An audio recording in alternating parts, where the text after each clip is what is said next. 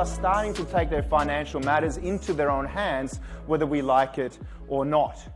Now, my mum doesn't like change. She thinks of herself as the custodian of 3 generations of legacy, of spending time face to face with your clients, which I think is beautiful. The problem with change is that change doesn't really care whether we like it or not. It happens without our permission, doesn't it? And change can be awkward. Who remembers puberty? Has anyone been through puberty? Okay, fantastic. Has anyone ever thought about changing a partner?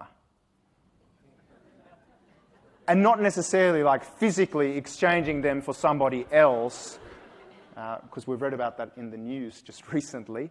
Leakages of 30 million people's information who are in happy marriages, who are supposedly looking for a new mate. Okay, we won't go there. That's the downside of digital. But rather sort of selling your mate or your partner on the concept of change. How easy is that? More walks on the beach this year, more home-cooked meals, paleo diet. How well does that conversation pan out come January 21st? Okay, so how sustainable is change? So change is difficult for my mum, right? And we have this conversation about whether truly the world of the face-to-face and the world of interface-to-interface, whether they're truly mutually exclusive or not. And during those management consulting sessions, Mum likes to call them family dinners. I mean, can you imagine how annoying it must be to have a futurist as your son?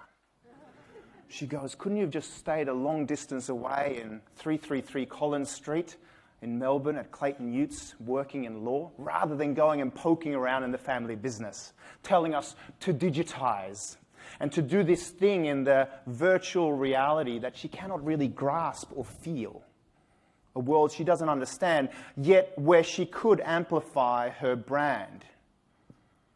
And in fact, even though she has a beautiful personal brand, if somebody hears a recommendation for her and then checks out her website or her YouTube channel in the past that really didn't live up to the personal recommendation of the word of mouth, they just would never open the door to a beautiful store with furniture from 1930s.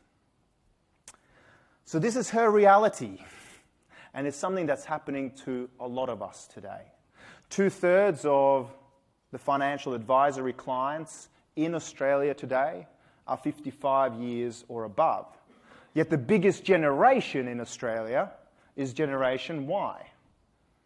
Huge opportunity that we're not yet tapping into. Does that kind of reflect some of your books of business? 55-year-olds and above dominating? Seeing a few nods, right?